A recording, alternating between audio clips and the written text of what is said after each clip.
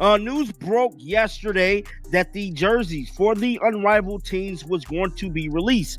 Now, shockingly, Angel Reese jersey immediately sold out within 2 minutes, guys. Angel Reese jersey sold. But I smell a rat. All right, something smells like B to the S. All right. I'm just saying, and this applies to this situation. I said, well, let me see what I can see. Let's dissect this timeline for a moment because it's where the first red flags really start waving. The Unrivaled League announced that these jerseys would drop online at precisely 10:04 p.m. Eastern. Okay, standard procedure. But then, almost before the digital ink could dry at 10:08 p.m., a mere 4 minutes later, reports were already circulating declaring Angel Reese's jersey a complete sellout. 4 minutes to go from launch to sold-out headline? Think about the logistics involved in a genuine product sellout. There's inventory tracking, sales data analysis, marketing team confirmations, press release drafting, news outlet verification, editing, and finally publication. All of that crammed into a 4-minute window? It defies logic. It's faster than ordering takeout pizza and having it arrive at your door. It's as if the entire news cycle was pre-programmed, waiting for the starting gun to fire, ready to blast out the sold-out narrative the moment the jerseys went live. This timeline isn't just quick, it's suspiciously, impossibly quick, and that raises a pretty significant question. Was this a genuine sellout or a carefully pre-orchestrated announcement disguised as news? But the plot thickens because it wasn't just Angel Reese who supposedly broke the internet. Out more than anybody. Now, many people were saying, you know what? This sounds like a bunch of BS, bro. How do Angel Reese jerseys sell out in 2 minutes, bro? Like, she popping, but she ain't popping like that, though. Like, somebody lying somewhere down the line. 2 minutes. That's how long it supposedly took for Angel Reese fans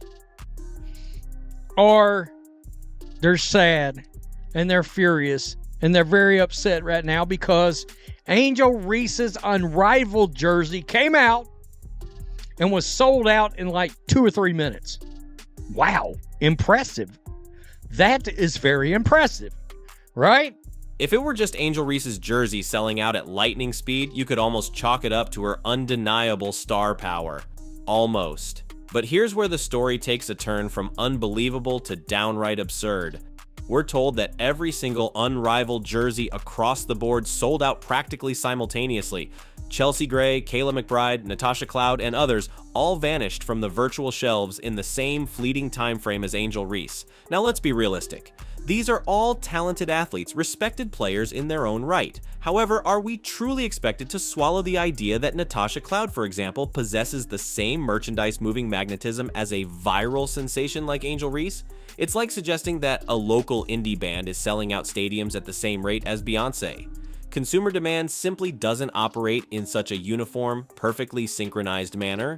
In the real world, popularity dictates purchase patterns. Highly sought-after items vanish first, while others might linger waiting for their moment. But in this manufactured sellout story, everyone is apparently a top-tier merchandise magnet, achieving identical sellout speeds. Does that ring true to anyone with even a basic understanding of commerce? It sounds more like a fairy tale than a factual account of consumer behavior, and the fairy tale continues to unravel when you consider... Let me share this tab right here. So this is the Unrivaled website. And yeah, these are the jerseys, bruh. So it look like Alyssa Thomas jersey sold out. The Fisikalia jersey has sold out. Satu Sabali jersey still available. An Angel Reese jersey has sold out. Let's conjure up the image of a true high-demand product launch. Think about the frenzy when a new gaming console hits the market, or the latest must-have gadget from a tech giant. What do you witness? Website crashes, error messages galore, frustrated customers flooding social media with complaints about checkout glitches, failed transactions, and agonizingly slow loading times. Resellers like Digital Vultures are already circling, listing pre-orders at exorbitant markups. That is the authentic sound and fury of a genuine sellout driven by overwhelming consumer desire. It's messy, it's chaotic, it's undeniably real. But with these unrivaled jerseys, what did we get?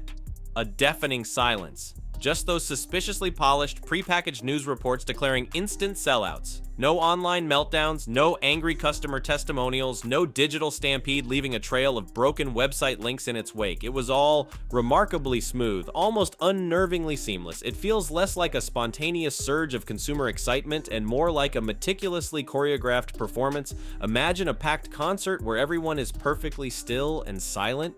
Is that a sign of genuine enthusiasm or something else?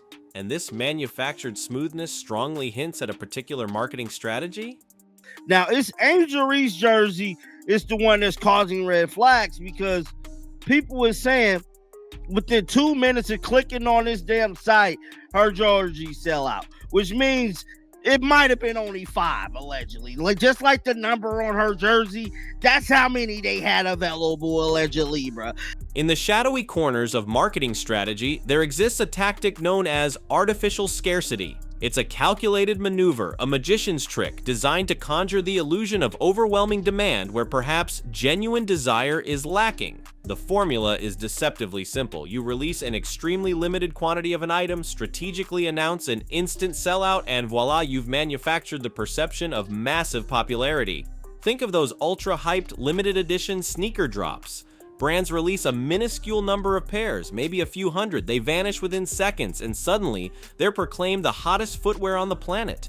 Could Unrivaled be employing the same playbook here? Did they perhaps release a mere handful, say 50, maybe 100 jerseys in total, engineer a swift sellout announcement, and hope to generate a wave of buzz and intrigue for a league that, let's face it, is still striving to capture a widespread audience? Established powerhouse brands can sometimes justify limited edition releases because they possess the organic, demonstrable popularity to back it up.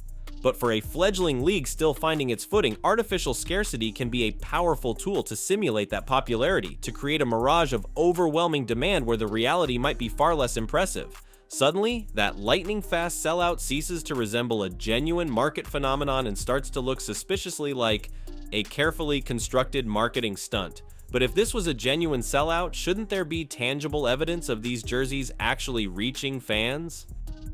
Some even complain that there might not have been enough merchandise available in the first place. You think? You think? Because I think that's potentially a massive part of this. In our hyper-connected, social media-saturated world, authentic excitement leaves a digital footprint. When people genuinely purchase something they're enthusiastic about, especially merchandise like sports jerseys, they instinctively share it.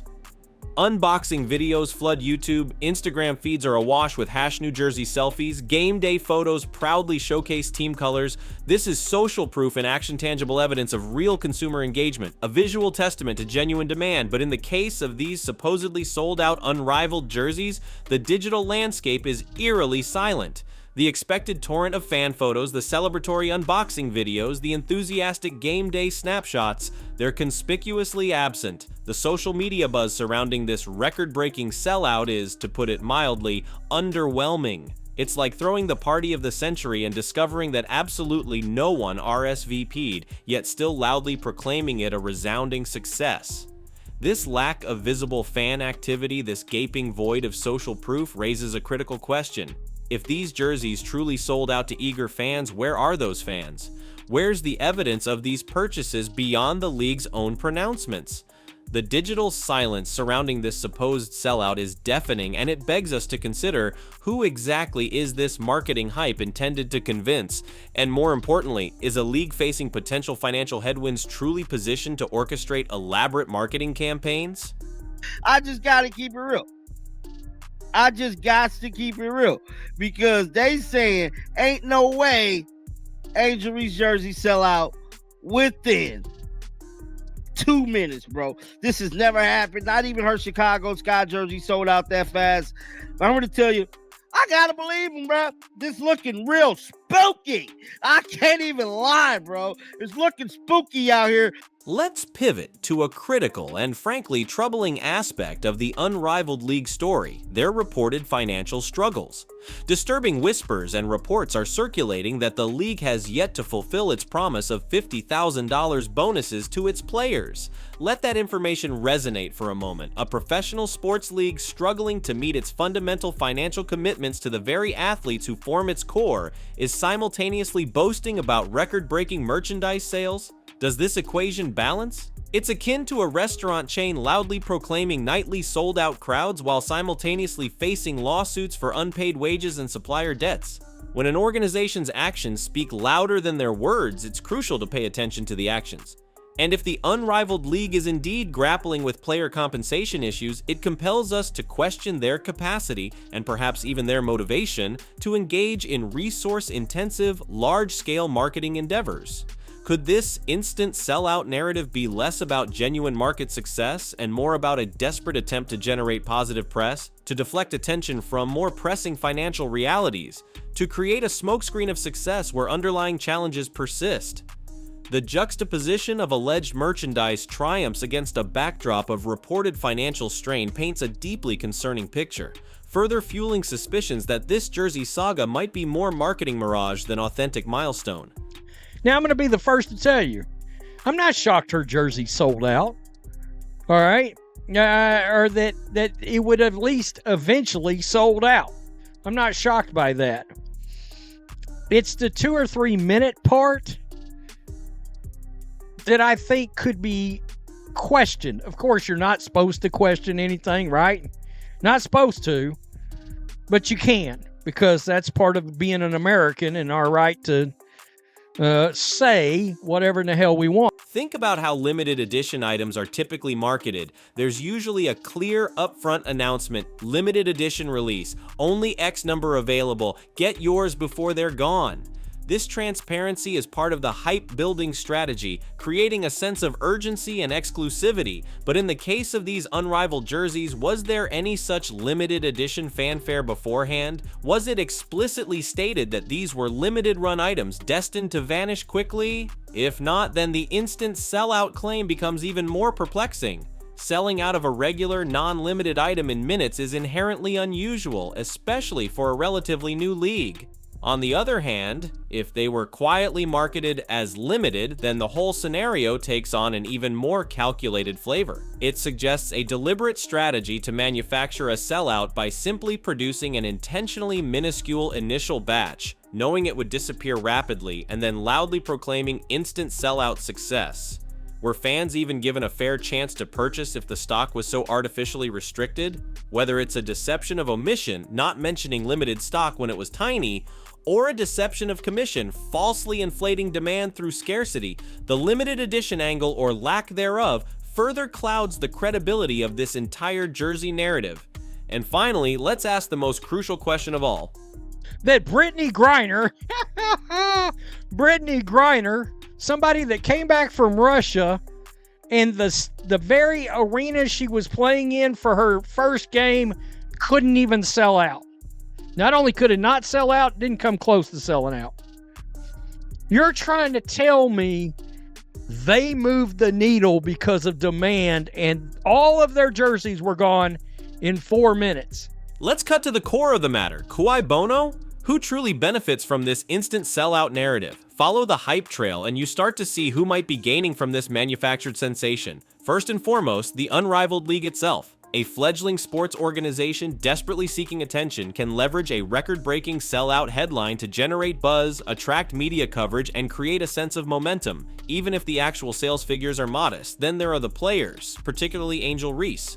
While the authenticity of the sellout is questionable, her name is now inextricably linked to record-breaking demand, potentially boosting her individual brand and marketability, even if the hype is inflated.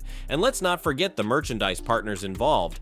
They get to bask in the reflected glow of this supposed success, potentially leading to future collaborations and increased visibility, regardless of the true sales numbers. The instant sellout narrative, whether genuine or not, serves as a powerful marketing tool, generating hype and attention that can be translated into perceived value and future opportunities for various stakeholders. But for the viewers, for the fans, for the consumers being bombarded with these headlines, the real benefit is far less clear. It's a reminder to approach such pronouncements with critical thinking, to question the underlying motives, and to always ask, who really stands to gain from this carefully crafted narrative? Because in the world of marketing, sometimes the loudest pronouncements of success are designed to distract from a less impressive reality. So while everybody's doing victory laps, the unrivaled supposed to not realize that if their player's jersey sell out in 4 minutes, that's going to in itself become a narrative and a story out there. Oh my goodness. Did you see Unrivaled? Did you see Angel Reese sold out those Unrivaled jerseys in 2 minutes, 3 minutes, 4 minutes? Whoa, that league that's got 150,000 fans watching a game. Let's connect the dots. Instant sellout in mere minutes. Every jersey vanishing simultaneously, a conspicuous absence of sellout chaos, a glaring lack of social proof from actual fans, concerning reports of financial instability, and now the murky question of whether this was a genuine sellout or a strategically engineered limited edition stunt. When you assemble these pieces, the emerging picture is less about a genuine eruption of fan demand and more about a meticulously crafted marketing illusion. A calculated maneuver designed to manufacture the perception of success, to inject a jolt of manufactured hype into a league still seeking to establish its footing. This entire jersey episode isn't necessarily a reflection of Angel Reese's individual popularity. It's potentially a stark indicator of a broader credibility crisis facing the unrivaled league. Moving forward, whenever you encounter claims of instant sellouts, particularly from emerging or struggling ventures, cultivate a healthy dose of skepticism. Ask probing questions, demand tangible evidence. Because in the often blurred lines between marketing spin and genuine achievement, what initially sounds too remarkable to be true frequently is. And in this unfolding narrative, the truth may lie not in record-breaking sales figures, but in a more nuanced story of marketing desperation and the ever-present quest for attention in a crowded marketplace. What's your take on this unfolding story? Share your thoughts and insights in the comments below. Let's unpack this further.